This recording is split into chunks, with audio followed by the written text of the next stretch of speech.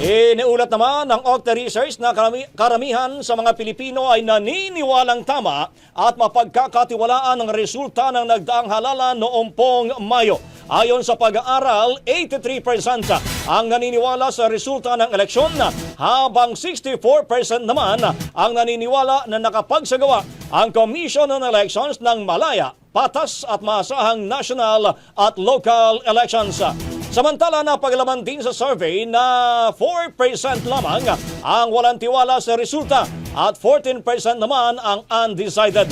Paliwanag po ng Okta, mga datos nito ay nagpapakita na kahit sa gitna ng political division at matinding kampanyahan, karamihan pa rin sa mga Pinoy ang tumatanggap sa legitimacy ng electoral process at ng kinahinatnan ng botohan. Ang bahaging ito ay hatid sa atin ng Yummyvit ES2 Oral Drops. Simulang tuparin ang pangarap ng iyong anak. And stunting now,